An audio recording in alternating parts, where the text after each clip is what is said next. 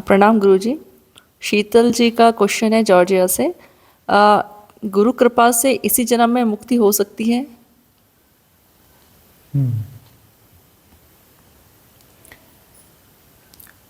गुरु कृपा से ही इसी जन्म में मुक्ति हो सकती है। इसी जन्म में मुक्ति चाहिए तो गुरु कृपा से ही हो सकती है। बहुधा ज़्यादातर ऐसा ही होगा। फिर गुरु की कृपा क्या है? गुरु की कृपा एक ही है कि वह जो है मुक्ति के लिए प्रेरित कर रहा है। मुक्ति के लिए जो भी बाधाएं हैं उन बैरियर्स को गिरा रहा है। गुरु एक ही काम करता है। दूसरा काम गुरु के पास नहीं है कि कहाँ कौन सा बैरियर है उसे तोड़ना है, कहाँ कौन सी बाधा है उसे गिराना है। मुक्ति तो फिर हो ही जाएगी, बस बाधाएं गिर जानी। ये बाधाएं स्वनिर्मित हैं और गुरु कृपा से ही मुक्ति होगी। मतलब गुरु पहले गुरु बनेगा तब तो वो मुक्त करेगा ना। किसी साधक को तो गुरु मुक्त नहीं कर सकता, गुरु शिष्य को मुक्त कर सकता है, गुरु साधक को मुक्त नहीं कर सकता। साधक वह है जो उसके मन में संदेह भी आ सकता है, कुछ भी आ सकता है, वह टूटने फूटने के लिए तैयार नहीं है, वह रेजिस्ट करता है, तो साधक है। और बड़ा प्राइमरी लेवल का भी साधक हो सकता है कि अभी A for apple B for boy शुरू किया हो, है ना, और किसी फ्लो में पहुंच भी गया हो पास में, लेकिन वो साधक ही है, अभी शिष्य नहीं हुआ है। और जहाँ शिष्य तो घटेगा, जहाँ शिष्य तो घटेगा, तो वहाँ पर जो है गुरु के पास अधिकार आ जाता है कि वह तोड़फोड़ कर सके। गुरु तब हस्तक्षेप करता है, तब वह चोट करता है। चोट तो वैसे भी करेगा, लेकिन वह जो साधक है वह भाग खड़ा होगा। और जो शिष्य है जिसका सरेंडर घट गया है, वह उस चोट के बावजूद वहाँ पे बना रहेगा और उस चोट के परिणामों को इधर उधर व्यक्त नहीं करेगा। उस चोट के जो भी परिणाम हो रहे हैं उसके भीतर उसको इधर उधर व्यक्त नहीं करेगा। उसकी सहनशीलता ज़्यादा होगी। सरेंडर का मतलब उसमें सहनशीलता आ गई। सहनशीलता रहेगी तो वह उस चोट से उसके मन तरह तरह के संदेह उठाएगा, कुछ करेगा, सब कुछ करेगा, लेकिन वह इधर उधर व्यक्त नहीं करेगा। उसे भीतर ही रखेगा और चोट के लिए तैयार रहेगा। तो चोट के लिए तैयार होगा, तब ऐसा होगा, तब गुरु देखेगा तो दूसरी चोट पहले से ज़्यादा भारी करेगा, तीसरी चोट उससे और ज़्यादा भारी करेगा। तो अपनी चोट को, उसकी तीव्रता को बढ़ाता चला जाएगा। गुरु का काम है उस तीव्रता को बढ़ाते जाना और उसका सरेंडर बना रहे, रेजोनेंस बना रहे, सरेंडर बना रहे, तो चोट भारी से भारी होती चली जाएगी। और एक दिन ऐसा आएगा कि वो सारा कुछ टूट जाएगा। जो भी बैरियर है, जो भी बाधा है, जो भी वो पत्थरों की दीवार है, वह सब टूट जाएगी और टूटते ही मुक्त हो जाएंगे। गुरु कृपा से ही मुक्त हुआ जाएगा और गुरु का काम यही है। कन्वर्सेशन भी क्या है? कन्वर्सेशन भी तोड़ने का ही काम है। कन्वर्सेशन आप सुनते हैं, उससे आपकी धारणाएं टूट रही हैं, धारणाएं आपकी टूटती रहती हैं। गुरु का काम सिर्फ तोड़ने का, बनाने का कुछ नहीं है। गुरु कभी कुछ नहीं बनाता। परमात्मा को बनाया जा सकता है क्या? अरे वो तो सदा है, शाश्वत है, जैसा है। सत्य कह लें, एग्जिस्टेंस कह लें, वो सदा से है और जैसा होना चाहिए वैसा ही है। बीच में बैरियर्स हैं, बाधाएं हैं। बाधाएं स्वनिर्मित हैं। हम खुद बाधा हैं, हमारी खुद अवधारणाएं हैं, हम खुद अवधारणाओं का जोड़ हैं, धारणाओं का जोड़ हैं। उन धारणाओं को विसर्जित करना होता है। विसर्जित कर नहीं पाते क्योंकि उन धारणाओं में हम अपने आप को निवेशित कर चुके होते हैं, है ना। उन धारणाओं को हमने निर्मित करने में बड़ा श्रम किया हुआ होता है। तो अपनी पैदा की भी धारणा है। अपने बच्चे को कोई कैसे छोड़ देगा? सारी धारणाएं कौन है? खुद की पैदा की हुई है ना, खुद का प्रजनन, खुद प्रसूत किया है ना, प्रसूता है ना। तो हर साधक प्रसूता है, उसने सारी धारणाएं खुद पैदा की। हर व्यक्ति प्रसूता है ना, प्रसूत करता है, पैदा करता है।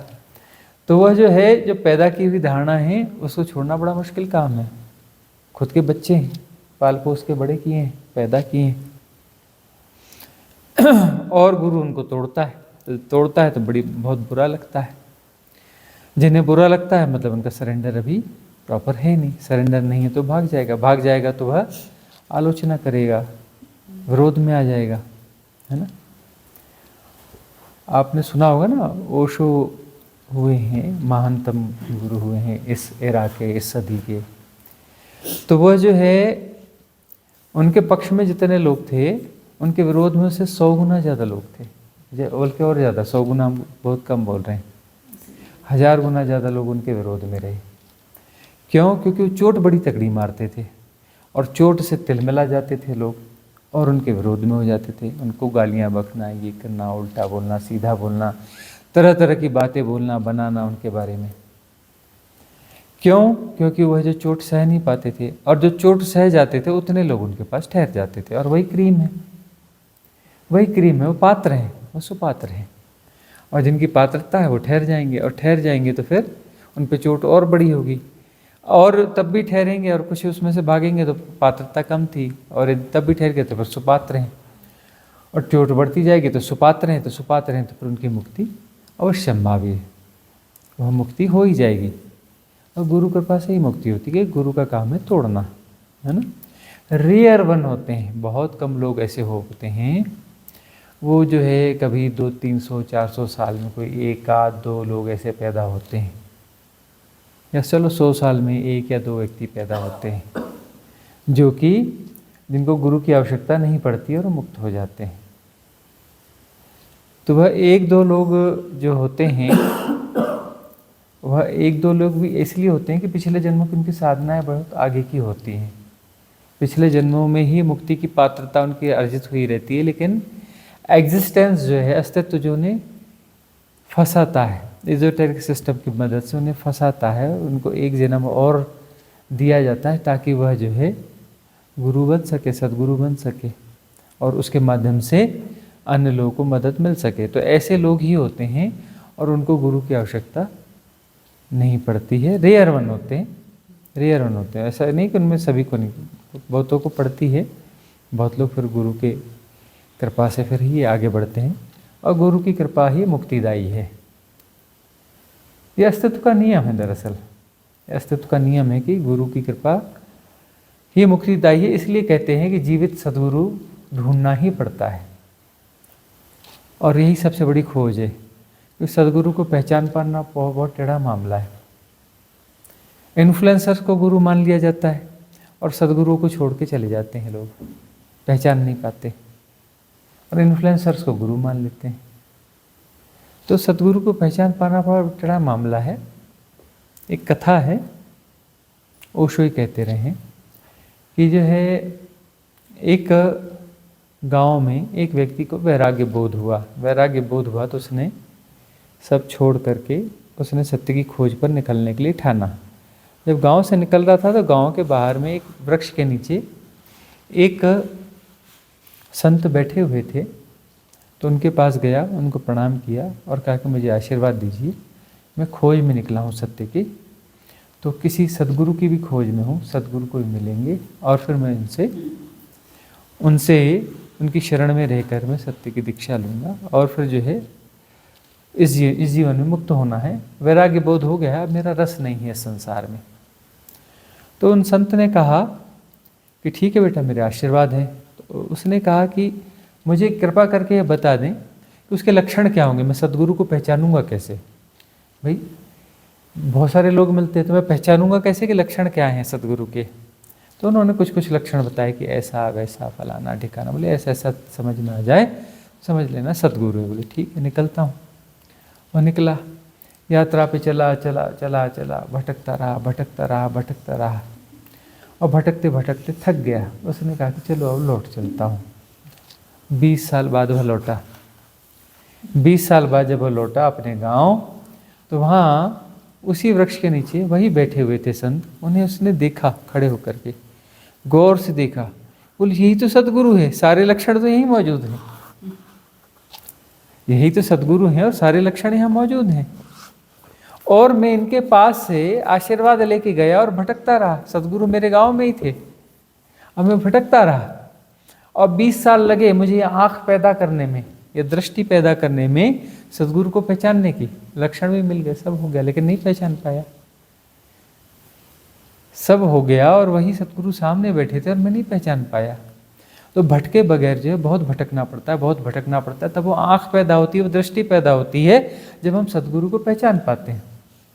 इन्फ्लुएंसर्स के इन्फ्लुएंस में आ जाना बहुत आसान है, बहुत आसान है। सदगुरु को पहचानना बहुत मुश्किल है। सदगुरु बड़ा नौटंकीबाज होता है, उससे बड़ा नौटंकीबाज कोई होता नहीं। उसको पहचानना बहुत मुश्किल है। उसके जीने के ढंग ढर्रे बिल्कुल अलग होते हैं। वो तुम्हारे खांचे में कभी आता ही नहीं, तुम्हारी परिभाषा में कभी बैठता ही नहीं। जो तुम्हारी परिभाषा में बैठ जाए वो इन्फ्लुएंसर है। जो तुम्हारी परिभाषा में बैठ जाए वह इन्फ्लुएंसर होगा। सदगुरु के साथ में रहोगे तो समय समय पे मन में संदेह उठते रहेंगे। संदेह ना उठे तो समझ लेना मामला गड़बड़ है। सदगुरु के साथ में रहोगे, संदेह बराबर उठते रहेंगे, उठते ही रहेंगे, क्योंकि वो तुम्हारे किसी खांचे में आता नहीं। वह तुम्हें संतुष्ट करने के लिए नहीं है, वह तुम्हें तोड़ने के लिए, तुम्हारे अनुकूल नहीं चलेगा, वह तुम्हें मिटा देगा, है ना। तुम चाहोगे कि इसको ऐसा, सदगुरु को ऐसा होना चाहिए, वैसा होना चाहिए, वैसा होना चाहिए, और बिल्कुल उल्टा करेगा वह। जितना तुम चाहोगे उससे और उल्टा जाएगा वह। तुम्हारे खांचे में कभी भी नहीं बैठेगा, तुम्हारी परिभाषाओं में कभी भी नहीं आएगा, तुम्हारे हिसाब किताब में कभी भी नहीं आएगा, और तुम्हें कभी भी संतुष्ट नहीं करने वाला। वह तुम्हें तोड़ने फोड़ने के लिए। तो तब भी वहाँ पर यदि रेजोनेंस बिठा सको और तब वहाँ पर सरेंडर तुम्हारा घट जाए, तब जो है तुम्हारी बात बनेगी। अगला प्रश्न वहीं से देखेंगे। आज चलिए इस बीच में आप करना चाहें तो एक प्रश्न आपका ले लें। हाँ बोले। प्रणाम गुरु जी। मेरा प्रश्न ये है कि सहजता और सरलता, उन दोनों में एक छोटी बारीक लाइन है, वो मुझे सहजता और सरलता।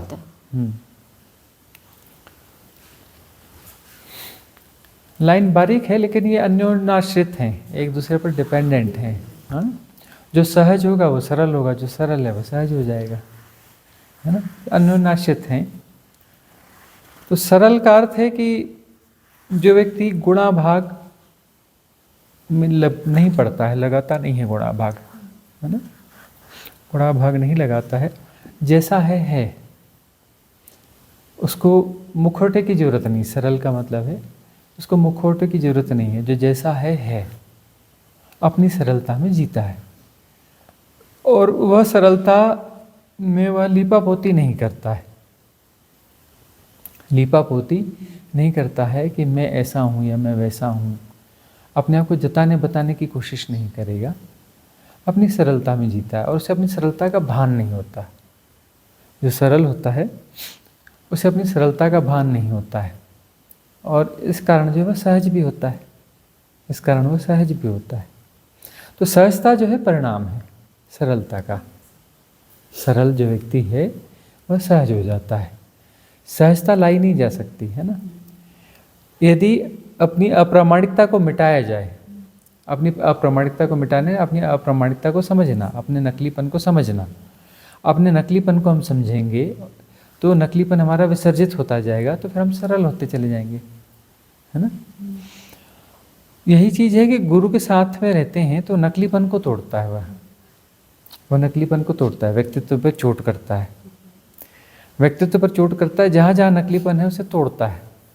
और बड़ा क्रूर काम लगता है यह, बहुत गौर से देखो तो ऐसा बाहर से ऐसा लगता है बड़ा क्रूर काम है। वो बहुत सारी साधारण सी चीज़ों को भी तोड़ने की कोशिश करता है, उसकी आलोचना कर देता है, भर्त्सना कर देता है, क्योंकि वो पैटर्न है। वह जो है एक पैटर्न है, नकलीपन एक पैटर्न है, और ऐसे बहुत सारे नकलीपन हैं भीतर, बहुत सारे मुखौटे हैं, बहुत सारे ऐसे ढंग हैं जो कि पैटर्न है। तो वो उनको पैटर्न के खिलाफ अवेयर करता है, जगाता है, पैटर्न्स को तोड़ता है। तो लोगों को लगता है ये हमें तोड़ रहा है, हमें मार रहा है। और आचार्यो मृत्यु, आचार्य कौन है? मृत्यु है। गुरु कौन है? मृत्यु है, महामृत्यु है। गुरु का काम है मारना, मार डालना, खत्म कर देना, मिटा देना, है ना। आचार्य हो मृत्यु, आचार्य मृत्यु है। तो वह तुम्हारे व्यक्तित्व को भी तोड़ेगा। व्यक्तित्व के कुछ ढंग ढांचे ढांचे ढर्रे हैं, उन ढांचे ढर्रों पर भी चोट मारेगा, क्योंकि वो पैटर्न है। और वो पैटर्न यदि बने रहते हैं तो वो काफ़ी है कारण स्कूल का बस्ता उठाने के लिए, A for Apple, B for boy फिर से करने के लिए काफ़ी है कारण। तो वह जो है उसको तोड़ना। और सरलता का अर्थ है कि हम सतगुरु के पास जाते हैं कि वह तोड़ दे, और खुद भी अवेयर रहते हैं। खुद को भी अवेयर रहना होता है कि हम जो बहुत सारे पैटर्न से डेवलप करते हैं, हमारे जीने के ढंग के बहुत सारे पैटर्न होते हैं, और वो पैटर्न जो है बाधा बने रहते हैं। वो पैटर्न बाधा बने रहते हैं, तो खुद को भी समझना पड़ता है। तब गुरु की चोट जो है ज़्यादा प्रभावी हो पाएगी, क्योंकि खुद भी हम देख रहे हों और अपने पैटर्न्स को देखें, अपने ढंग को देखें, ढर्रे को देखें, तो देखते देखते हमें लगता है कि हम रोबोटिक तरीके से किसी ढंग ढर्रे पैटर्न को फॉलो कर रहे हैं, रोबोटिक तौर तरीकों से जी रहे हैं। और जो रोबोटिक तौर तरीके से जी रहा है वह सरल होगा क्या?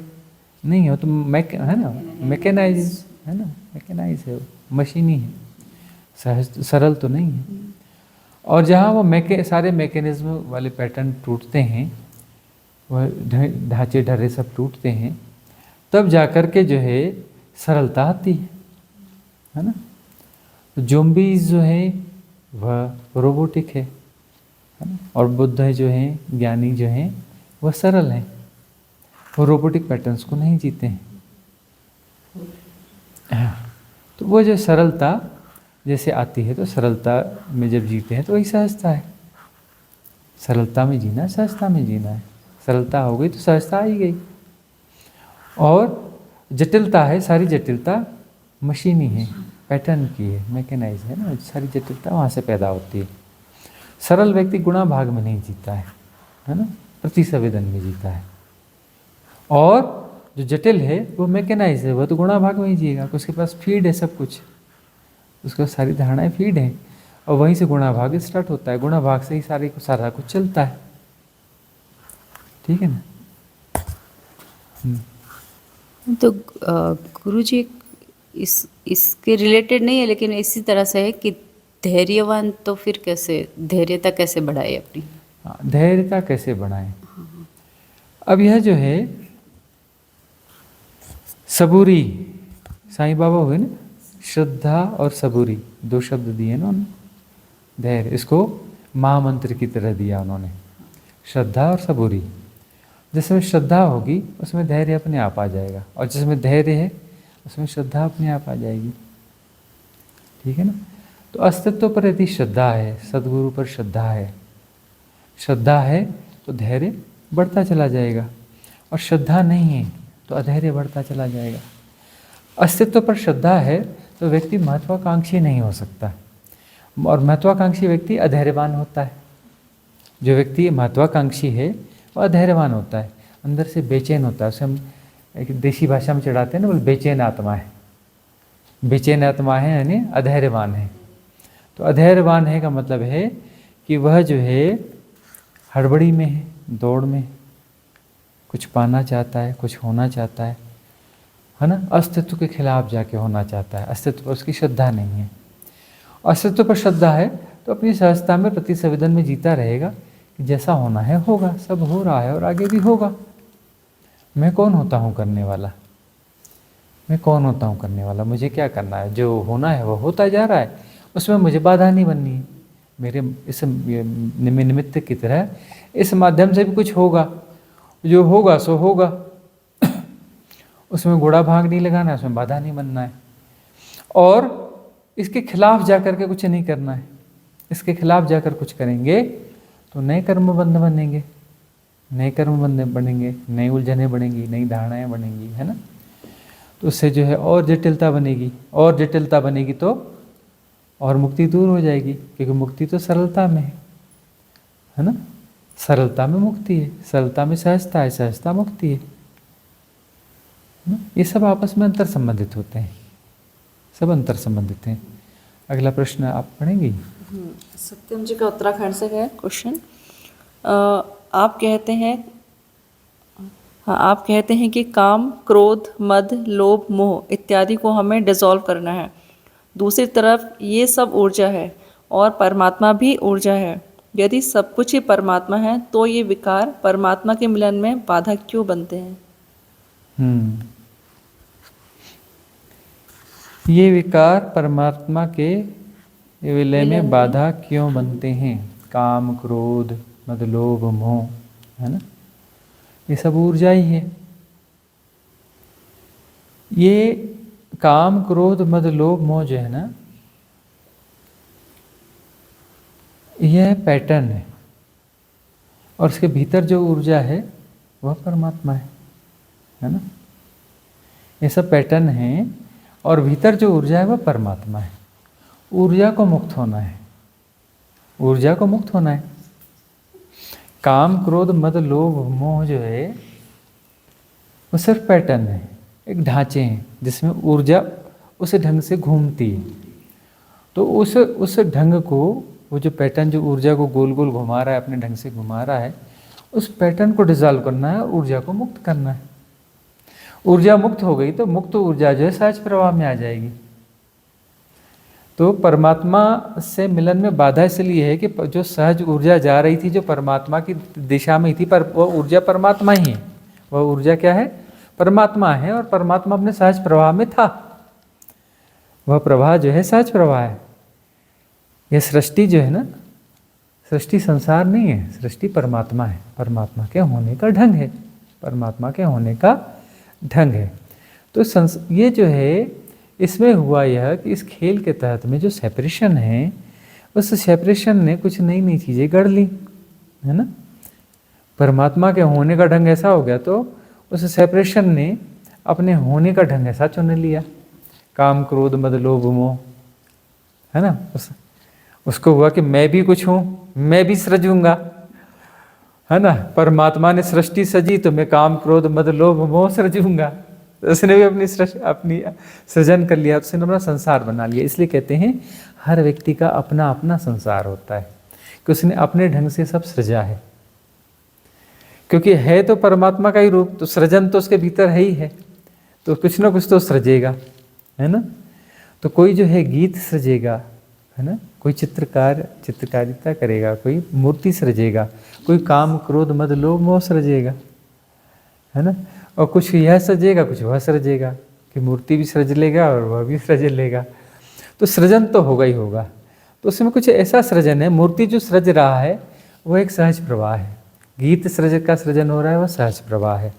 और यह असहज प्रवाह है, मैं ऐसा करूँगा, तूने मेरे खिलाफ ऐसा किया, तू मुझे नहीं जानता। क्रोध आ गया, हाँ, काम आ गया, नहीं यह मुझे चाहिए, यह अच्छी चीज़ है, मेरी है। ये परिग्रह आ गया, पोजीशन आ गया, मुझे चाहिए, है ना। तो सहज प्रवाह को विकृत कर देते हैं। किसने विकृत किया? सेपरेशन ने विकृत किया, खुद ने ही विकृत किया, खुद ने ही बाधा निर्मित करी है। और खुद जो है वह कौन है? वह परमात्मा ही है। तो परमात्मा ने, वह जो परमात्मा का एक अंश है, समझने की भाषा में कहते हैं अंश है, उस अंश ने कुछ ऐसे सृजन किए कि खुद को उलझा लिया, खुद को उलझा लिया। और वह अंश ही बना रहना चाहता है। इस प्रक्रिया में वह अंश ही बना रहना चाहता है। अंश बनना वह एक लीला का हिस्सा है, लेकिन अंश के रूप में विसर्जित होकर समग्र हो जाना यह साधना का मार्ग है। और यह सम्यक दृष्टि है, सम्यक समझ है ना। सम्यक समझ जो है वह सम्यक मुक्ति लेके आएगी। सम्यक समझ क्या है? कि अंश के रूप में बनना और अंश के रूप में कंटिन्यूटी, अपने अंश रूप को कंटिन्यू करना, यह मेरा स्वयं का निर्णय है, यह मेरी फ्री विल है, यह मेरी फ्री विल है। तो अपने को अंश के रूप में कंटिन्यू करने के लिए ये सारी चीज़ें करनी पड़ेंगी। काम, क्रोध, मद, लोभ, मोह, दंभ, दर्प, गर्व, अहम, ईर्ष्या, द्वेष, बैर, मात्सर्य, घृणा, भय, सारे विकार जो है, सारे विकारों में बहना पड़ेगा। और पैटर्न जो खुद निर्मित किए, और निर्मित किए तो उसे जिंदा भी रखना है। खुद का बच्चा है, खुद पैदा किया है, उसे पालना पोसना तो पड़ेगा ना। माया मोह हो जाएगी ना उससे। खुद का पैदा किया हुआ है। बिगड़ल बच्चा है तो क्या हुआ है, गलत बच्चा है तो क्या, हमारा बच्चा है, हमारा बच्चा है ना। अरे बिगड़ैल है, गड़बड़ है तो क्या होता है, हमारा बच्चा अपने बच्चे को मार डालेंगे क्या, है ना। तो माया मोह हो जाती, क्या है तो हमारा ही बच्चा। तो सारे हमारे बच्चे हैं, काम क्रोध मद लोभ मोह दंभ दर्प गर्व अहम ईर्ष्या द्वेष बैर मात्सर्य घृणा भय प्रमाद अहम, सब हमारे बच्चे हैं। अपने बच्चे हैं तो हम अपने बच्चों को पालते पोसते हैं, अपना खून पिलाते हैं, है ना, अपना खून पिला पिला के पालते हैं। मतलब हम फॉर्म ऑफ एनर्जी हैं, प्योर फॉर्म ऑफ एनर्जी हैं। और ये सब हमारे बच्चे भी फॉर्म ऑफ एनर्जी हैं, क्योंकि यहाँ पर तो एनर्जी है, परमात्मा एक ही है, वननेस है, तो वो भी फॉर्म ऑफ एनर्जी है। तो उनको हमने वह स्वरूप दे दिया है, वह स्वरूप दिया है और उन्हें फीड कर रहे हैं। अब जो है उस ऊर्जा को मुक्त कर लें, उस समझ लें कि ये पैटर्न जो है, पैटर्न गढ़ा है, लेकिन पैटर्न हमारा बच्चा बच्चा कुछ नहीं है। और ऊर्जा कभी मरने वाली है नहीं, ऊर्जा को मुक्त कर देना है। तो ऊर्जा जैसी मुक्त होगी तो अपने सहज प्रभाव में आ जाएगी, है ना। सहज प्रभाव में आ जाएगी मतलब पैटर्न टूटेंगे तो सरल हो जाएगी, ऊर्जा सरल हो जाएगी। मतलब सरल का मतलब, सरल नहीं का मतलब टेढ़ी मेढ़ी, टेढ़े मेढ़े वो स्ट्रक्चर्स को अपना निर्मित कर रही है। और सरल ऊर्जा का मतलब जो सीधी सहज जैसी होनी चाहिए वैसे, तो उस पैटर्न से मुक्त होगी तो ऊर्जा सरल हो जाएगी, सहज प्रवाह में आ जाएगी। सहज सरलता हो जाएगी तो सहज हो गई। सहज प्रवाह यदि हो गया, सरलता से सहजता आएगी और सहजता से मुक्ति होगी, है ना।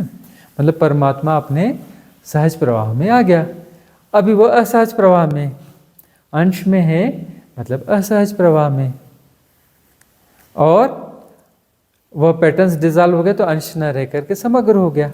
ऊर्जा अपने सहज प्रवाह में आ गई, मतलब सबसे पूरी समस्त ऊर्जा समग्र ऊर्जा से मिल गई। अब समग्र ऊर्जा से मिल गई तो यह ऊर्जा अलग वह ऊर्जा अलग, जैसा कोई गुणा भाग बसता है। अरे समग्र ऊर्जा मतलब समग्र ऊर्जा एक हो गए ना। अभी जो है ऊर्जाओं को हमने अलग स्वरूप दे दिया कि यह जो है मेरी ऊर्जा है, यह मेरे होने का ढंग है, मैं यह हूँ, मैं फलाना हूँ, मैं ढुकाना हूँ, ये सही है। अपने गलत को भी जस्टिफाई करते हैं, अपने काम क्रोध मद लोभ सबको जस्टिफाई करते हैं, है ना। तो अपने अंश रूप को जो है, अपने विकृत रूप को, अंश रूप यानी विकृत रूप, हम विकृत रूप को खुद बचाते हैं, खुद जस्टिफाई करते हैं, खुद फीड करते हैं। तो ये हम पहचान लें कि विकृति हमारी स्वयं निर्मित है और इस विकृति को बचाने का काम हम कर रहे हैं। कोई भी शक्ति, कोई भी दुनिया हमें फंसा नहीं रही है उसमें, हमारा ही निर्णय है। कोई इन्फ्लुएंस आ रहा है तो उस इन्फ्लुएंस को हम एक्सेप्ट कर रहे हैं। एक्सेप्ट करें तो हमारी गड़बड़ी है ना, तो हम इन्फ्लुएंस को एक्सेप्ट ना करें। इसलिए क्या कहा जाता है, साधक को इन्फ्लुएंस से, गार्बेज से, स्पिरिचुअल गार्बेज और तरह तरह के गार्बेज, सारे गार्बेज से बचना चाहिए, सारे इन्फ्लुएंसेस से बचना चाहिए। साधक का काम यह है। और जो है पुराने इन्फ्लुएंस के कारण जो भी चीज़ें हो रही हैं तो उसको पहचानना चाहिए कि किस प्रकार से इन चीज़ें निर्मित की हैं, किसने निर्मित की हैं, मैंने ही निर्मित करी हैं। किसे सुलझाना पड़ेगा, मुझे ही सुलझाना पड़ेगा। भगवान बुद्ध जो है एक दिन सुबह पहुँचे अपने चबूतरे पर, जहाँ वह नित्य प्रति बैठा करते थे वृक्ष की छांव में।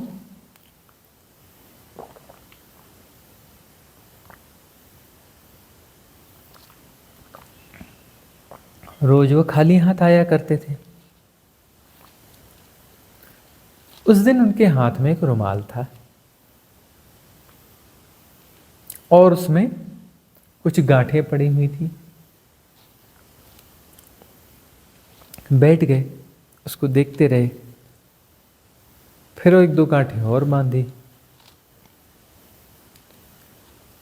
और देखते रहे, देखते रहे, देखते रहे। कभी कभी ऐसा किया करते थे वह। उसके बाद रुमाल को पकड़ा और खींचने लगे दोनों तरफ से। लोग आश्चर्य से देख रहे थे। किसी ने पूछा, भंते क्या कर रहे हैं आप? अरे खड़ा हो जा, खड़ा हो जा। अरे ये समझा मुझे, ये गांठें मुझे खोलनी है, मैं इसे खींच रहा हूँ, ये क्यों नहीं खुल रही हैं? रुमाल को मैंने दोनों छोर से पकड़ा है और खींच रहा हूँ, तो ये गांठें खुल क्यों नहीं रही हैं?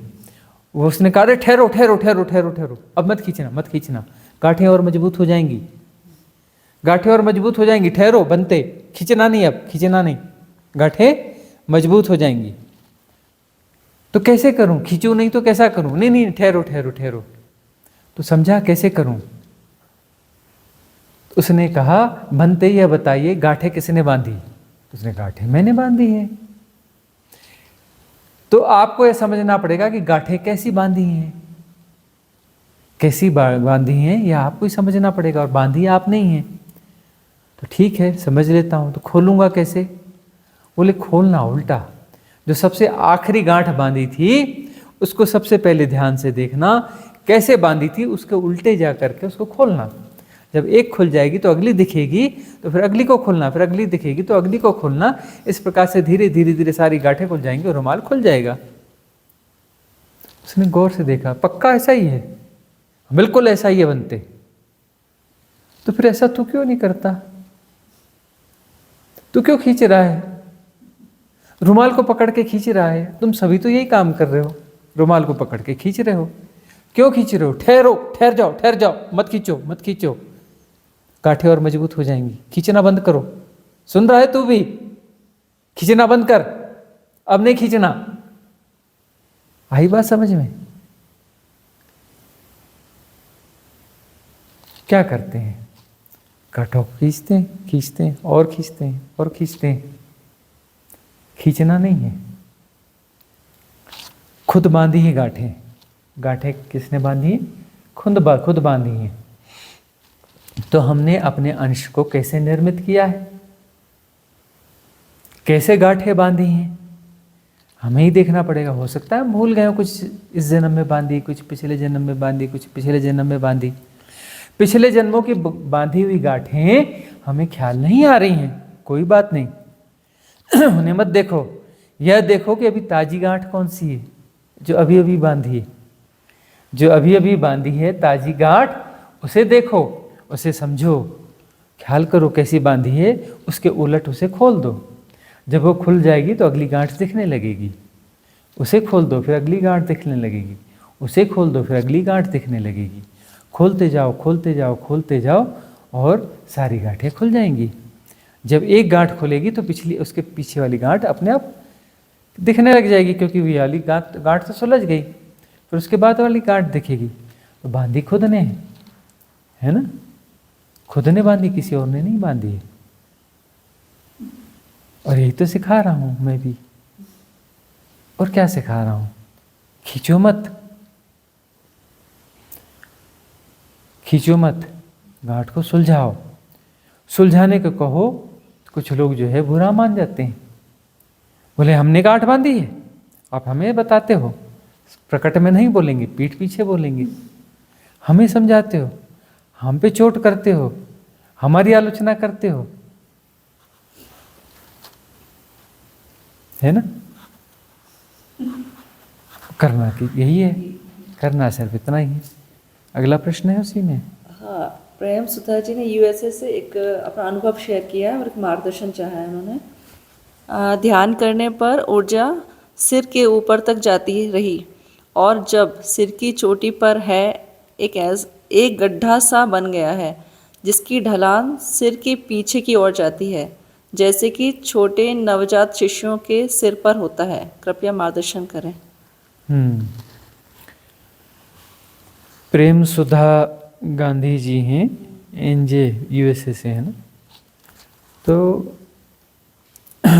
सुधा जी, यह जो हिस्सा है ये ब्रह्मरंध्र कहलाता है। ब्रह्मरंध्र कहलाता है, और ऊर्जाओं का प्रवाह जब वहाँ होता रहता है, तो कभी अचानक जो है वह ऊर्जाएं ब्रह्मरंध्र में, ब्रह्म क्षेत्र है वह, ब्रह्मरंध्र कह रहे हैं, एक्चुअली ब्रह्म क्षेत्र है। और जब उसमें रंध्र बनेगा तब वो ब्रह्मरंध्र कहलाएगा। अभी तो ब्रह्म क्षेत्र है ना, ब्रह्मरंध्र है नहीं। सहस्त्रार यानी ब्रह्मरंध्र, ब्रह्म क्षेत्र। अब ब्रह्मरंध्र तो जब रंध्र बनेगा तब ब्रह्मरंध्र कहलाएगा। रंध्र का मतलब होता है छेद। छेद, रंध्र को क्या बोलते हैं? छेद, होल, है ना। तो होल जो है ऊर्जाओं के उठने से बनेगा। ऊर्जाएं जो है कहाँ से कैसे उठेंगी? जब सरलता होगी, सहजता होगी, तो ऊर्जा सहज प्रवाह में आएगी। सहज प्रवाह मतलब कैसे आएगी? वह जो है रीढ़ की हड्डी के भीतर से उठेगी, नाड़ी बन के उठेगी, है ना। दो नाड़ियाँ हैं, एड़ा पिंगला। तीसरी नाड़ी जो ऊर्जा की नाड़ी है वह बनेगी, निर्मित होगी, है ना। जैसे चंद्र रश्मियाँ होती है ना, चंद्रमा का प्रकाश होता है, उस प्रकार की वह नाड़ी बनेगी। और वह नाड़ी जो है अपना रीढ़ की हड्डी के भीतर से उठ के बनेगी, जाएगी, और सीधे जाकर के कहाँ जाएगी, वह ब्रह्म क्षेत्र में जाएगी, और ब्रह्म क्षेत्र में जाकर के चोट मारेगी। चोट मारते मारते मारते किसी दिन बहुत तेजी से उठेगी और वहाँ पर छेद कर देगी, तभी तो ब्रह्मरंध्र हुआ ना। ब्रह्म क्षेत्र में छेद होगा, छेद होने के बाद तो ब्रह्मरंध्र कहलाएगा, और ऊर्जा वहाँ से फिर निकलना चालू हो जाएगी, और सहजता से फिर ऊर्जा वहाँ से निकलती रहती है, निसृत होती रहती है। मूलाधार से अपना जो है वहाँ पर जो कुंड क्षेत्र है, कुंड से ऊर्जा उठेगी, और प्लस जो प्रवेश द्वार है, मल द्वार और आपका जो मूलाधार के बीच में जो एक छोटा सा एक रंध्र एक और वहाँ होता है, वहाँ से ऊर्जाएं प्रवेश करती हैं और यहाँ से ऊर्जाएं निकलती हैं। तो वह कुंड से होकर के वहाँ से फिर जाती है किसमें, रीढ़ की हड्डी के भीतर, स्पाइनल कार्ड के भीतर जाती है, और वहाँ पर जो है वह एक नाड़ी के रूप में बनती है, जिसे सुषुम्ना नाड़ी कहा जाता है। और वहाँ से उठती हुई वह ब्रह्म क्षेत्र में जाके चोट मारती है और वहाँ छेद कर देती है। अब छेद कर देती है तो यह हिस्सा जो है ना यहाँ पर अपना आड़ा टेढ़ा हो जाता है, वहाँ पर जो है कुछ ऐसा गड्ढा सा हो जाता है और कुछ उभार से हो जाते हैं, और वो पीछे की तरफ से वो फिर झुकाव सा हो जाता है, फिर वो उभार सा है, फिर ऐसे पीछे हो जाता है। तो हड्डी जो है टूट जाती है। हालांकि उसका कोई दर्द वर्द कुछ नहीं होता है, दर्द वगैरह नहीं होता, हड्डी टूटती है तो पता भी नहीं चलता है। फिर बाद में अपना कभी छुओ तो पता चलता है, अरे ये क्या हो गया है। तो जब हमारी आयु बहुत छोटी थी तो हमने एक बार ऐसे कंघी करते करते देखा ये टेढ़ा मेढ़ा क्या हो गया, ये तो कल तक तो ठीक था, ये कुछ दिनों तक तो ठीक था, ये टेढ़ा मेढ़ा हो क्या गया। तो उस समय जो है स्कूल पढ़ते थे हम, अपना वह घटना घट गई तो अब वह जो है फिर हमें समझने में थोड़ा सा और उसमें लगा है। उस समय ऐसा होता है साधना के क्षेत्र में, जब कुछ ऐसे नए अनुभव घटते हैं उसको समझने में थोड़ा समय लगता है। फिर धीरे धीरे स्पष्ट हुआ कि नहीं, ऊर्जाओं ने वहाँ पर काम कर दिया है।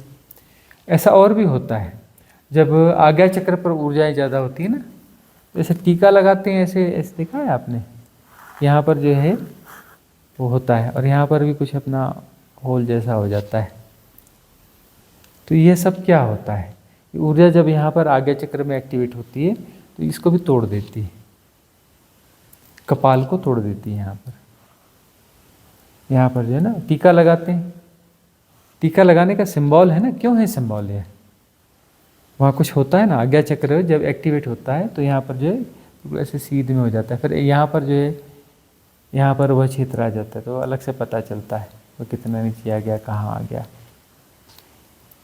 ब्रह्मरंध्र मतलब ऐसे सेंटर में ऐसे, हाँ, वाह, यहाँ ब्रह्मरंध्र हो गया और यहाँ पर क्या हो गया, ये आज्ञा चक्र हो गया। तो यहाँ पर भी जो है हड्डी जो है उसमें छेद हो जाता है, डैमेज हो जाती है हड्डी। लेकिन वो हड्डी डैमेज होती है तो उसका कोई दर्द वर्द नहीं होता है। रेयर वन को जब तक नहीं टूटती है तो थोड़ा बहुत दर्द होता है, वैसे ज़्यादातर लोगों को दर्द वर्द नहीं होता। हमें कोई दर्द वगैरह नहीं हुआ कभी वहाँ पर, और वह चीज़ें हो गई। तो इसलिए वो जो टीका वगैरह लगाया जाता है वहीं पर, कि वहाँ पर किया जाता है, फिर वहाँ पर टूट जाती है। तो यह जो है घटना ऐसी है कि ब्रह्मरंध्र खुल गया है, सुधा जी का ब्रह्मरंध्र खुल गया है। अच्छी घटना है, बहुत अच्छी स्टेज पे हैं, अच्छी स्टेज पर है, बस अंतिम कुछ थोड़ा बहुत बाकी है। तो समय निकालें, आ जाएं रिट्रीट में, किसी रिट्रीट में आ जाएं, थोड़े संग साथ में रह लें कुछ समय के लिए, बात बन जाएगी, है ना। कई लोगों की बात बनती बनती बनती जो है रह जाती है। एक लड़की आई थी ना सायंती, पूना से, है ना, बात बनते बनते बनते बनते बनते वो समय ही नहीं निकाल पाई, बस थोड़ा सा, काफ़ी कुछ हो गया उसका, जरा सा कुछ बच गया, है ना। जरा सा फिर गुरुज बहुत लंबा, फिर वो लंबा हो जाता है, अटकता है तो फिर लंबा होने लग जाता है। तो वह शायद एक आध हफ्ता और रुक जाती तो फिर एक बुद्धत्व को प्राप्त एक स्त्री जो है वह लौटती घर को, वहाँ जाती तो वह आत्मज्ञान ही लौटती, आत्मज्ञान को उपलब्ध होकर लौटती। जरा से के लिए रह गई, जरा से के लिए रह गई। तो ऐसा होता है। अभी बहुत सारे लोगों को बहुत सारे अनुभव हुए, बहुत सारे लोगों को अभी शक्तिपात घटा, कुछ हुआ, लेकिन वो लंबा समय नहीं निकाल पाते। और रिट्रीट जो है इसी ऐसे ही ऑर्गेनाइज की गई थी कि 4 महीने की रिट्रीट जो है, जो गहरे साधक हैं किसी प्रकार से दांव लगाएंगे और 3-4 महीने के लिए आ जाएंगे। 3-4 महीना रहेंगे, कम से कम 2-2 महीना तो रह आएंगे तो बस यहीं पर उनका काम कंप्लीट हो जाएगा। कुछ करने की ज़रूरत नहीं पड़ेगी, बस यहीं काम कंप्लीट हो जाएगा। जो मूलाधार से एंटर होती है ऊर्जा, हाँ। वहाँ पर कोई छेद बनना जरूरी है कि वहाँ कैसे होता है? नहीं, वहाँ तो ऑलरेडी होल होता ही है। नीचे के होल खुले ही रहते हैं, उसको खोलना नहीं होता है। वहाँ के होल जो है खुले रहते ही हैं। जो छिद्र खोलना है, हाँ नीचे खोल के हाँ, वो तो ऊर्जाओं को वहाँ से प्रवेश ना करेंगे तो शरीर चलेगा कैसे? हाँ, वो तो एंट्री तो रहती है, लेकिन वह जो ऊर्जा जहाँ से निकलनी चाहिए वहाँ से ना निकल के मूलाधार से निकल जाती है, कहीं और से निकल जाती है, क्रोध बन के निकल जाती है, कुछ बन के निकलती है ना? तरह तरह के विकार बन के निकलती रहती है इधर उधर। हाँ, तो अब वो जो है इधर उधर यदि डिस्टर्ब ना होगी, सहज सरल रहेगी और सहज प्रवाह में जाएगी, तो फिर वो सुषुम्ना नाड़ी बन करके ब्रह्मरंध्र को छेद के निकल जाएगी, है ना? उसके बाद फिर ज़्यादा कुछ बचता नहीं है, थोड़ा कुछ बचता है, फाइनल टच वाली कुछ बातें रहती हैं। तो फाइनल टच वाली बातें हैं तो उनके लिए ये सब आयोजन है। जैसे रिट्रीट्स तो गहरे साधकों के लिए और ऐसे बिल्कुल फाइनल टच वालों के लिए, और बीच में कुछ एकदम साधारण अति साधारण किस्म के साधक आ जाते हैं, तो वो लोगों के लिए थोड़ा सा कई बार दिक्कत होने लगती है। हालांकि उनका भी रेजोनेंस अच्छा है तो फिर वह साधना में बहुत गति कर जाएंगे, और साधारण होने के बावजूद जो है वह उनके लिए भी हो सकता है कि कोई जरूरी थोड़ी कि उसको जन्म ही जन्म लगेंगे। हो सकता है उसका भी महीने 2 महीने में उसका काम पूरा हो जाए, आत्मज्ञान घटित हो जाए, यहीं पर उसको बुद्धत्व हो जाए, कैवल्य घट जाए।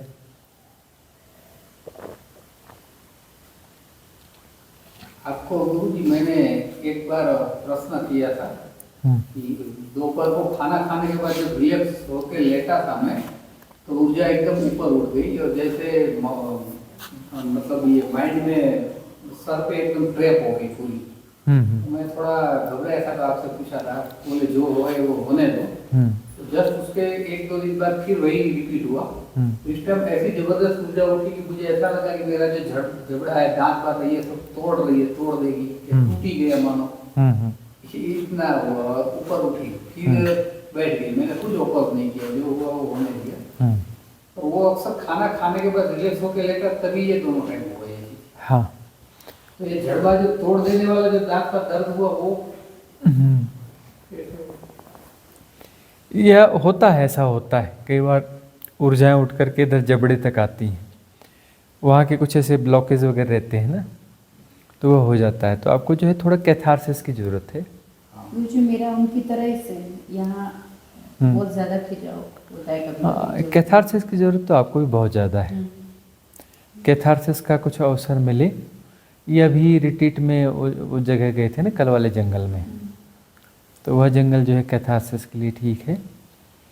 तो वहाँ जो है जाएंगे तो वहाँ कैथारसिस फिर घटित होगी। तो कैथारसिस आप लोग को जहाँ मौका मिले कैथारसिस करते चलना है। कैथारसिस की आपको ज़रूरत है। कैथारसिस से यहाँ जो ब्लॉकेज है, ये वाला ब्लॉकेज आपका हट जाएगा, तो फिर ऊर्जा सीधे 2 ही जगह बच जाती है इसके बाद में, आज्ञा चक्र और सहस्त्रार, है ना? इसके बाद ज़्यादा कुछ बचता नहीं है। यहाँ वैक्यूम होता है, यहाँ खिंचा होता है, वैक्यूम। हाँ, बस वो थोड़ा कैथारसिस की ज़रूरत है। उस कैथारसिस से बहुत कुछ निकल जाएगा। आप बहुत कुछ निकालना चाहते हो, हर बार वो हाँ, निकालना चाहते हैं, तो निकालने के लिए जो है अवसर अब मुहैया होगा, तो उसका लाभ लेना है आपको, तो फिर उससे बात बन जाएगी। वैसे तो ये हाल भी ऐसा है कि सुबह उठ के यहाँ कोई नहीं रहता है, आप आ जाओ, कुछ यहाँ कर लो, कर सकते हो। तो अब वो होता है तो होगा, उसमें क्या दिक्कत है।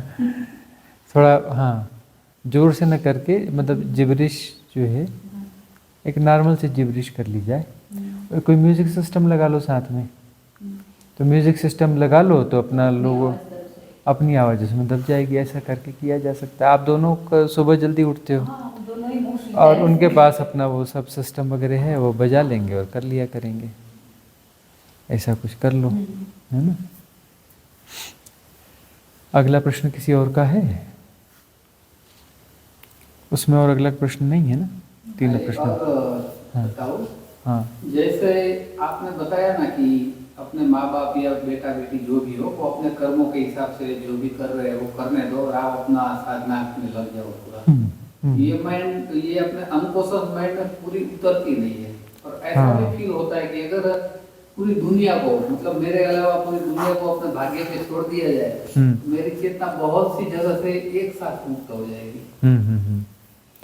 यह बहुत मार्के की बात कही चेतन जी ने कि बाकी सबको तो छोड़ दिया जा सकता है, हम अपने बच्चों को, परिवार वालों को नहीं छोड़ पाते कि उनके भाग्य पर छोड़ दें कि वो अपने कर्म प्रारब्ध को भोग रहे हैं। वो अपनी इंडिविजुअल सोल हैं, उनका जन्म हुआ है, उनको तो भाई उनको कोई पैसेज चाहिए था, कोई जगह चाहिए थी जन्म के लिए, उनको जो है कुछ जगह चाहिए थी, तो जहाँ गर्भ मिला वहाँ घुस गए और अपना पैदा हो गए, है ना। तो वो अपनी यात्रा पर है, उन्होंने यूज़ किया और वहाँ माया में फंस गए कि मेरा बेटा मेरा, और ये सब नदी नाव संजोग है। कौन किसकी माँ है, कौन किसका बेटा है, कौन किसका बाप है, कौन किसका भाई है, कौन किसकी बहन है, कौन किसका क्या है, कौन किसका नातेदार है, कौन किसका रिश्तेदार है, कुछ भी नहीं है। सब नदी नाव संजोग है ना। सब नदी नाव संजोग हैं और उसमें हम इतने अपनोटाइज हो जाते हैं कि बाकी सब कर लेंगे, नहीं कि मेरे बेटे का ये, मेरी बेटी का ये, मेरे फलाने का यह, उनको उनके हाल पे नहीं छोड़ सकते। नहीं उनका ऐसा ही होना चाहिए, नहीं उनका वैसा ही होना चाहिए, उनके हाल पे हम नहीं छोड़ सकते। नहीं छोड़ करके उसको मैनेज करते रहेंगे तो वहाँ उसको मैनेज करने वाला जो है वो इंगेज रहेगा तो मुक्त कैसे होगा। सबको उनके हाल पे छोड़ दो और अपने आप पे आ जाओ तो फिर मुक्ति का मार्ग बहुत ईजी है। ये मेरा मेरा मेरा ज़्यादा फंसाता है ना। मेरा मेरा मेरा यदि विसर्जित हो गया तो बचा क्या फिर? वो मैं को तो जगह ही नहीं बचेगी, मैं कहाँ गायब होगा पता ही नहीं चलेगा। मेरा मेरा छिन गया, चला गया तो मैं के लिए तो जगह ही नहीं, मैं तो सेंटर था, उसके खिंचाव से मैं जैसी कोई चीज़ आभासित हो रही थी। मेरा मेरा मेरा के खिंचाव से चारों तरफ से बंधे हुए से कहीं बीच में कोई मैं जैसा सेंटर क्रिएट हो रहा था। मेरा मेरा मेरा हट गया तो सेंटर बचेगा कहाँ से? जब परिधि नहीं बची तो केंद्र कहाँ पर बचेगा? जब परिधि नहीं बची तो केंद्र बचेगा कहाँ पर? तो केंद्र भी विसर्जित हो जाता है। उसके बाद कुछ ज़्यादा कुछ बचता नहीं है। और मेरा मेरा सबसे मजबूत कारागृह जो है ना, परिवार है, पता है? सबसे बड़ा है ना। लोहे की दीवारें होती हैं इसकी, है ना, मजबूत लोहे की, इस्पात का लोहा, उसकी दीवारें होती हैं। और वो टूटता है तब फिर दूसरे कारागृह होते हैं, रिश्तेदारी वाले, फिर अपना जो है जातिगत वाले, धर्म वाले, राष्ट्र वाले, और तरह तरह के शिक्षा वाले, और न जाने कितने किस्म के कारागृह होते हैं। सब स्वनिर्मित हैं, सारे कारागृह स्वनिर्मित है, समझना यही पड़ेगा। गांठ किसने बांधी? तुमने खुद ने बांधी है। गांठ किसने बांधी? तुमने खुद ने बांधी है, और तुम ही खींच खींच के उसको मजबूत कर रहे हो, है ना। तो सारे कारागृह अंततः खुद निर्मित है और खुद को ही तोड़ने पड़ेंगे, खुद को ही तोड़ने पड़ेंगे, तभी बात बनेगी। लेकिन अगर उनको हेल्प न दी जाए हमारी तरफ से तो थोड़ी मानसिक हिंसा भी लगती है कि हम लोग थोड़ा। हेल्प देना बिल्कुल अलग चीज़ है। हेल्प क्या दी जा सकती है? हाँ, मोह अलग चीज़ है ना, उसे पकड़ अलग चीज़ है, हेल्प देना अलग चीज़ है। हेल्प का मतलब सीधी सीधी बात यह होती है कि भाई आज के ज़माने में क्या है, आर्थिक सहूलियत पकड़ा दो और क्या कर दो, छोटा मोटा कुछ सुझाव दे दो। सुझाव के बाद में यह मत पूछो कि मैंने सुझाव दिया था उसका तूने क्या किया। अरे किया तो ठीक, नहीं किया तो ठीक, हमें क्या लेना देना। हमने सुझाव दिया और भूल गए, सुझाव दिया और भूल गए। उससे वह इम्प्लीमेंट कर रहा है कि नहीं कर रहा है, कि क्या है, कैसा है, कोई गुणा भाग नहीं लगाना। सुझाव दे दिया, बात खत्म हो गई। और जो है आर्थिक रूप से जो कुछ दिया जा सकता है उतना दे दिया। उसमें उनका बन रहा है कि नहीं बन रहा है, वो अपने कर्म प्रारब्ध को भोग रहे हैं। उनका बन जा रहा है या नहीं बन जा रहा है, उसका राइट यूटिलाइज कर रहे हैं कि रॉन्ग यूटिलाइज कर रहे हैं, वे अपने कर्म प्रारब्ध को भोग रहे हैं। बहुत सारे ऐसे बच्चे हैं ना बाप शराबी, ये वो, बड़ी परेशानी ठिकानी है ना, गरीबी है ना, लैंप पोस्ट के नीचे बैठ के पढ़ ले रहे हैं, वो किसी से उधार किताब मांग के पढ़ रहे हैं, सरकारी स्कूल में जाके धक्के खा के पढ़ रहे हैं, और आईएएस का एग्ज़ाम हुआ तो फर्स्ट अटेम्प्ट में निकाल लिया। और उसके पहले आईएएस का एग्ज़ाम कैसे दिया, बोले वहाँ तक पढ़ते पढ़ते एक छोटी सी नौकरी पकड़ में आ गई थी, इसको कर लिया, और बाद में जो है वो बड़ा एग्ज़ाम क्रैक कर लिया। कर लेते हैं ना। और माँ बाप कैसे थे, पूरी तरह से बिगड़ैल थे, और रईसों के बेटे सब कुछ मिला हुआ, कार से जाते हैं, महंगी कार से स्कूल जाते हैं, स्कूल कॉलेज भी नहीं, स्कूल भी महंगी कार से जाते हैं ड्राइवर के साथ, और थोड़े बढ़ने पर तो अपनी महंगी महंगी कारों से जाते हैं, सब करते हैं, और एक क्लर्क का एग्ज़ाम भी नहीं निकाल पाते। हाँ, और उनके हाथ में 1600 दो तो तुरंत उसको 1000 बना देते हैं। 1600 के 1000, सुनिए ना कहावत, 1600 को तुरंत 1000 बनाते आता है उनको। उनको जो भी धन दो उसमें घाटा कर देंगे, कोई बिजनेस खड़ा करेंगे घाटा कर देंगे, और उनके लिए माँ बाप बड़ी चिंता करने वाले, एक एक चीज़ बड़े प्यार से उनको पाला गया, एक एक चीज़ दी गई, पूरा सब मेहनत की गई, बड़ी चिंता की गई, और वो क्या करने वाले हैं, उसके सारी संपत्ति को अंततः मटिया मिट, बाप मरेगा और बाप के मरते ही जो है उसको 2-4 साल, उसको कमाने में 50 साल लगे होंगे, उसको मिटाने में 2 साल भी न लगेंगे। 2 साल में मटिया मिट करके रोड पे दारू पी के पड़ा रहेगा, इधर उधर से भीख मांगता फिरेगा। वाह, पूत सपूत तो का धन संचय, पूत कपूत तो का धन संचय। हाँ, अरे पूत यदि कपूत है तो का धन संचय, कपूत के लिए क्या संचय करोगे, कितना भी संचय करोगे उसको उड़ाने में क्या लगेगा, 50 साल तुम करोगे, 5 महीने ना लगाए उसको मिटाने में, बर्बाद करने में। उदाहरण तो सब देखने में आते हैं। पूत सपूत तो का धन संचय, बच्चे यदि सपूत है तो उसके धन संचय की क्या जरूरत है, वो तो अपना खुद ही बना लेगा, तुम्हारे की क्या जरूरत है उसको तो बस थोड़ा बहुत सारा मिल गया, एक बार बस अपने उसने स्टैंड हुआ तो उसको तो पीछे मुड़ के देखना ही नहीं है, उसने तो महल दो महल सारे सब खड़े कर लेने, तो सपूत है, उसको तो किसी की जरूरत है ही नहीं, उसके लिए संचय करने की जरूरत नहीं, कपूत के लिए भी संचय करने की जरूरत नहीं है। तो सब अपने अपने कर्म प्रारब्ध को भोग रहे हैं, अपने कर्म प्रारब्ध को सब भोग रहे हैं। यदि हम मैं मेरा के चक्कर में पड़े, मेरा मेरा मेरा, उनका भाग्य क्या बना पाओगे, अपना दुर्भाग्य निर्मित कर लोगे। जीवन जो है कैवल्य के लिए, कैवल्य के लिए, कैवल्य और किसी के लिए नहीं है, कैवल्य के लिए। कुछ भी नहीं बचना चाहिए, वही बचना चाहिए, कैवल्य। नहीं जी मेरा वो है, मेरा वो है, मेरा वो है, तो कैवल्य आएगा ही नहीं। कैवल्य का मतलब कैवल्य होता है, कुछ और होता ही नहीं। जहाँ कुछ और है ही नहीं वहाँ कैवल्य है। अब कुछ और, वही हम कह रहे थे कि यदि शर्तें हैं तो शर्तों के साथ में परमात्मा नहीं मिल सकता। सब ठीक है लेकिन थोड़ा किंतु परंतु ये ऐसा है वैसा है, बस हो गया बात, गुणा भाग आ गया। शर्तों के साथ परमात्मा नहीं मिल सकता, बेशर्त। तो गुरु तुम्हारी शर्तों को टिकने नहीं देता, सारी शर्तों को तोड़ देता है। और तुम कहते हो नहीं नहीं नहीं हमको चाहिए लेकिन इन शर्तों के साथ, ये गुरु गलत है, गुरु गड़बड़ है। हाँ, बोलता है ये शर्तें हटा दो, अरे ऐसे कैसे हटा दो, ऐसे कैसे कर दो। अरे जब ज्ञान घट जाएगा, कैवल्य की स्थिति में आओगे, बाल बच्चों के लिए जो कुछ है, जो करना हो, अपने आप प्रति संवेदन से हो जाएगा, घट जाएगा। होता रहता है, जो होना है होता रहेगा।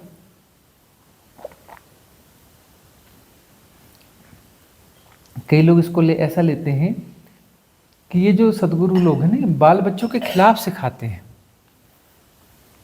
अरे खिलाफ कुछ नहीं सिखाते, कैवल्य सिखाते हैं, कैवल्य की प्रेरणा देते हैं, और उनका जो जैसा होना है वैसा ही होगा।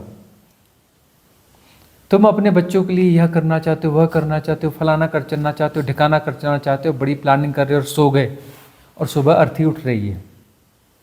अब कौन करेगा? मैं रात को सोए, उठे ही नहीं, सुबह क्या होगा भाई इस प्लानिंग का?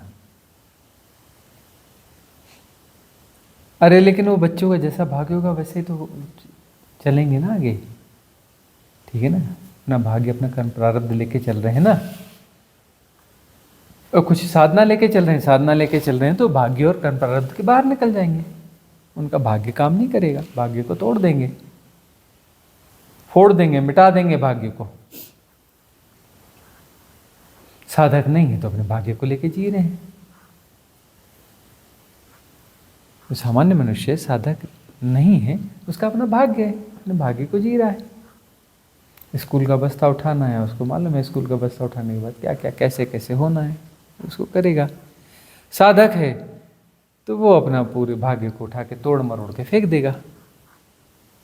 वो किसी भाग्य को थोड़े ना जिएगा साधक। नहीं ये मेरा है, नहीं ऐसा करना, नहीं वैसा करना है, ठीक है, भाग्य को जी रहे, जियो भाग्य को। सचमुच का साधक है तो भाग्य को क्यों जिएगा, भाग्य को तोड़ मरोड़ के फेंक देगा, मिटा देगा भाग्य को। भाग्य जो है वो तो अपना श्रृंखला निर्मित कर रहा है कि ऐसा होगा, फिर ऐसा होगा, फिर ये करना, फिर वो करना, उसके बाद में सब ठीक ठाक करके अंत में मृत्यु को उपलब्ध हो जाना है ना। लेकिन तब भी सब कुछ ठीक तो होता नहीं, कुछ तो रह ही जाएगा। तो फिर से स्कूल का बस्ता उठा के आ जाएंगे, A for apple, B for boy. जो थोड़ा बहुत ठीक नहीं हुआ था उसको फिर से ठीक करने लग जाएंगे। भाग्य पे चलेंगे तो चक्कर चलता बस चक्र है, भाग्य जो है, भाग्य से संसार चक्र निर्मित होता चला जाएगा। जन्म मरण आवागमन जो है वो चलता चला जाएगा। भाग्य के बाहर निकलना है।